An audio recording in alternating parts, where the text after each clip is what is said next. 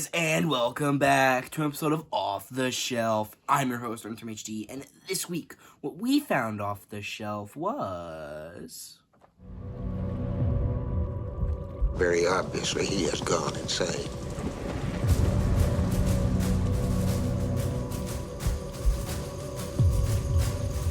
Are you an assassin? I'm a soldier.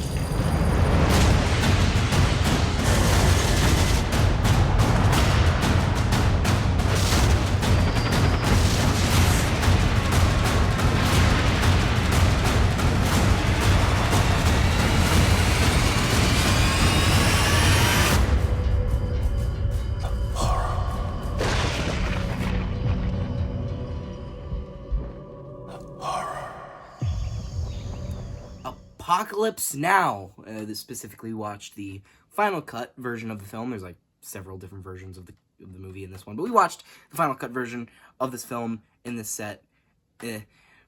But this was a epic psychological horror war film set in the Vietnam War, released in 1979. It is directed by Francis Ford Coppola. It is written by John Milius and also Francis Ford Coppola.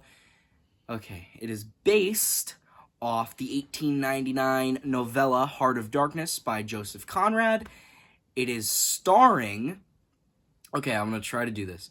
Martin Sheen, Marlon Brando, Lawrence Fishburne, Dennis Hopper, Robert Duvall, Harrison Ford was also in the movie for like 10 minutes. So yeah, there's a lot of people in this movie, right? And this movie is great, right? I mean, I think everybody agrees that Apocalypse Now is a great movie. And it's a good movie. I will admit it's a good movie. I will agree with the people that say that. And, but before I touch on the movie itself, I just want to touch on this for a little bit.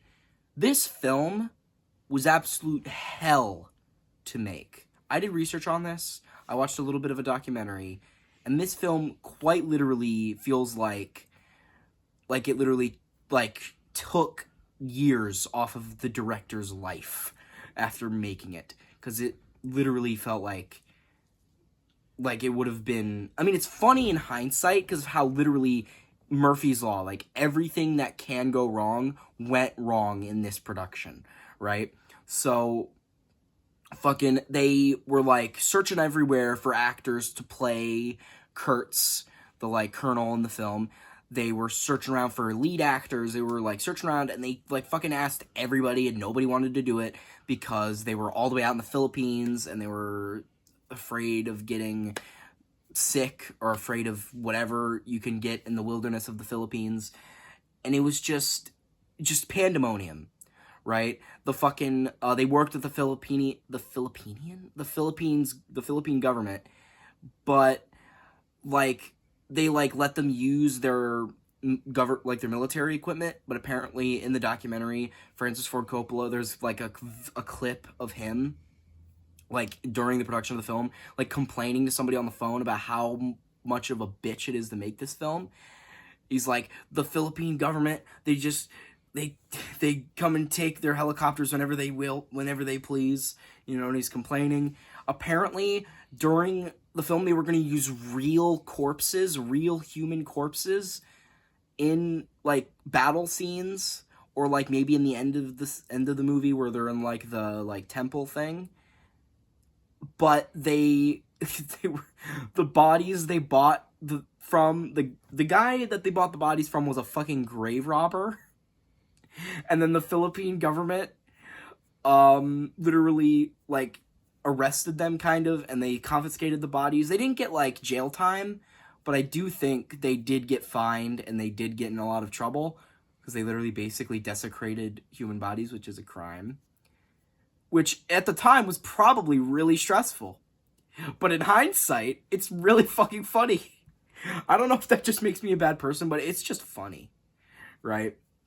And there's a bunch... I could go on all day about all the crazy shit that happened in this film, but I won't. Another thing is, there was a massive typhoon that locked actors and production crew into a hotel or small houses, and it destroyed a lot of their sets, which caused them to have to relocate to somewhere else in the Philippines, and it was a fucking mess, right? And apparently Marlon Brando, who was in the, even though he did a good job, because he's Marlon Brando, he's a good actor, he's a legend, right? No disrespect to Marlon Brando, okay?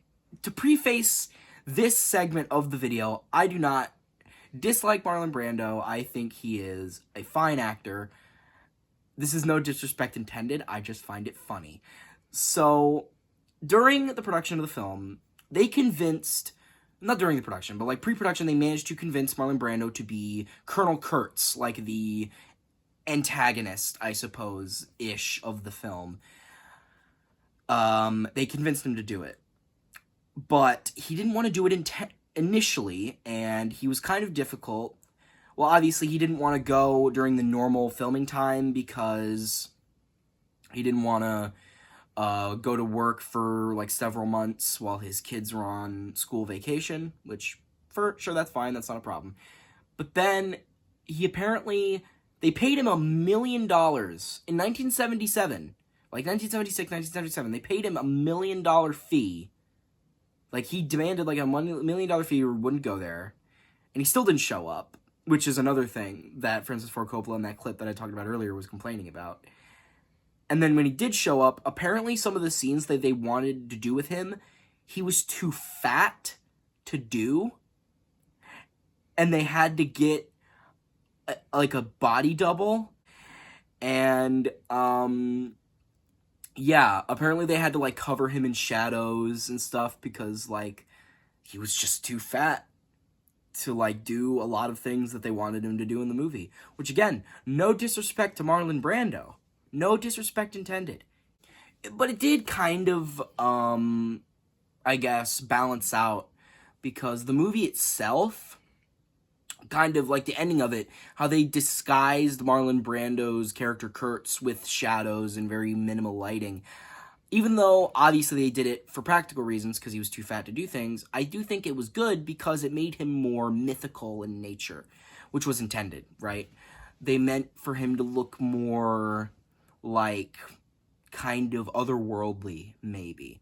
To feel like a godly-like being. That was the purpose, right? And, like, there were certain shots of him being covered in darkness that almost felt like it should have been ripped from like a graphic novel or something. It was really fucking artistic and really cool, right? It had a lot of it was very inspired, I guess I should say, even though it was like, you know, an improvisation. It was very good improvisation, right?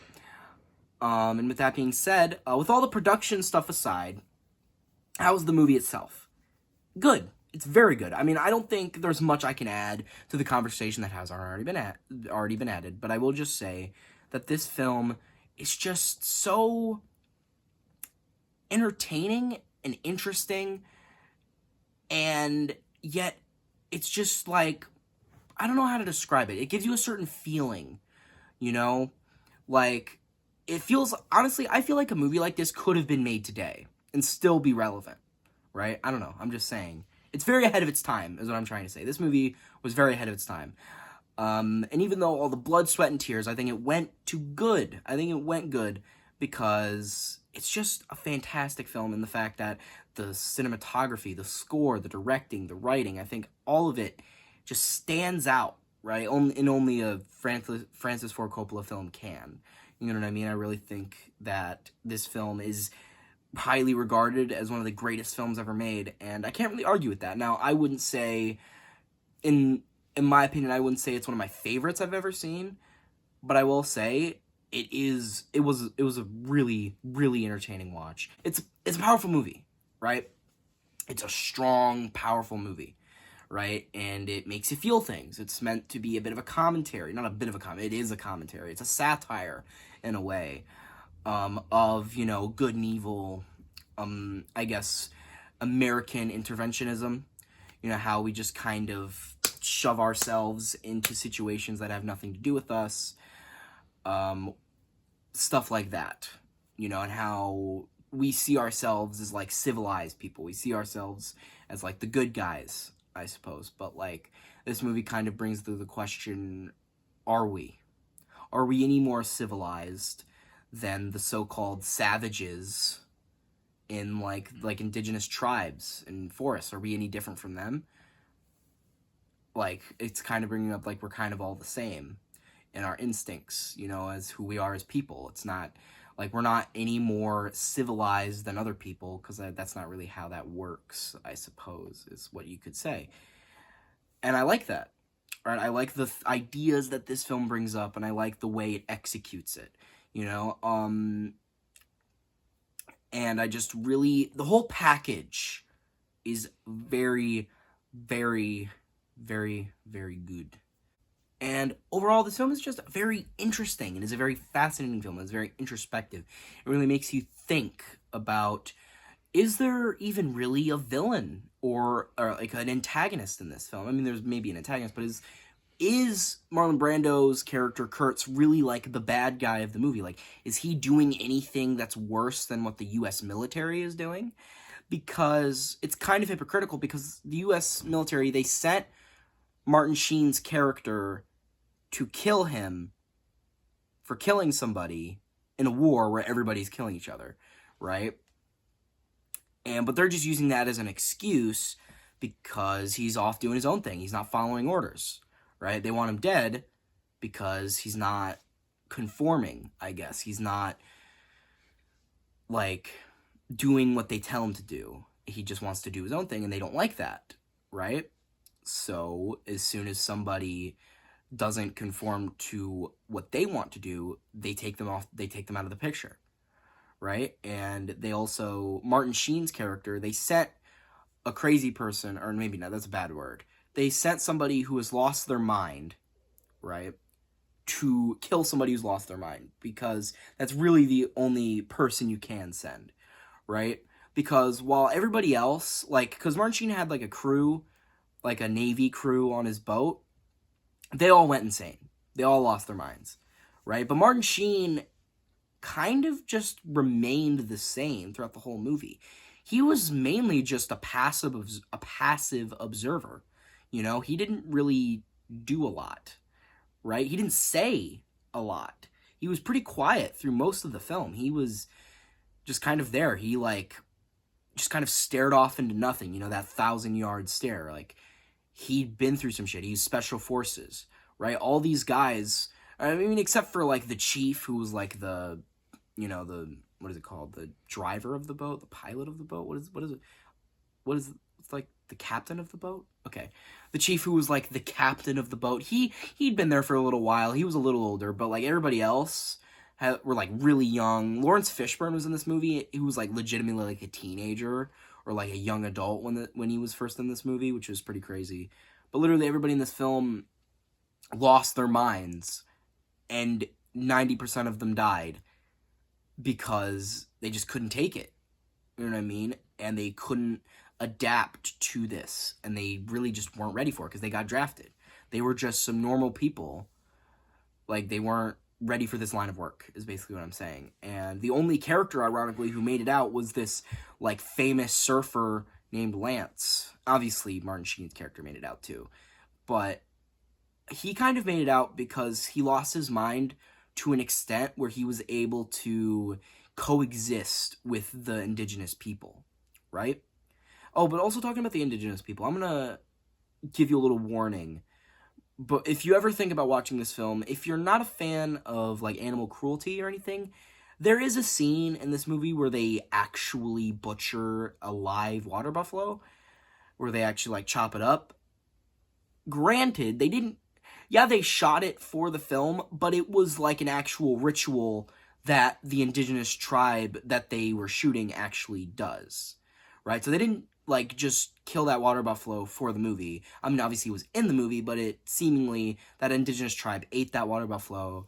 They, you know, used its body. They used everything after they killed it. So they got good use out of it. But if you still don't really like that stuff, which is perfectly fine, you may not like that scene. Maybe skip over it, you know, because, again, it's not that important, I guess, that, like, water buffalo part. I mean, yeah, this thing that's happening in between the water buffalo stuff is important, but I guess maybe you could just look away, maybe. I don't really know. I don't know if there's a cut of this film that doesn't have it. I'm not sure. Maybe you could look out for it. But, yeah, so just a bit of a warning there. There is a bit of animal cruelty in this film. But, with all that being said, I just really enjoyed this film. It was very fascinating, very interesting. And I think if you are a film fan, if you haven't seen it yet, I think you should absolutely go out of your way to watch this film because it is just fantastic, right? I mean, there's a reason this movie gets so much praise because it's just really that damn impressive. It's just that damn great. I don't know how other else to say this. This movie is worthy of its praise that it gets now. And maybe not everybody likes it, but maybe you should give it a chance and see if you like it. If it sounds like it'd be up your alley of what I've said about it. But, with all that being said, I would rate this film an 8.5 out of 10. And, yeah, I think I've said what I say. I think I've said my piece. So, guys, hope you like this video. Share with friends, subscribe, notifications on, comment below if you liked it. And I've been Runtime HD. Off to boat up river. Sail a boat up the river. Why is it so hard to describe piloting a boat? Why is that so difficult? Like, why? It's like you drive a car, you fly a plane, you fly a helicopter, you sail a boat. What if it doesn't have a sail? What if it just has an engine? Are you driving the boat? Are you swimming the boat? What are you doing with the boat? You're driving the boat? But in that logic, you would be driving like a ship. Is that how that works? Or are you sailing a ship with a sail? What does that mean? Does the sail make it, so the sail makes it that you're sailing a ship, but if it has no sail and it's just an engine, you're driving the boat. But what if there's an engine and a sail? Are you driving a sailboat or are you sailing a driving boat? I don't know. I'm confused. Leave it down in the comments. Answer that question. Answer this introspective question. How do you describe moving a boat while you're using it? I don't know.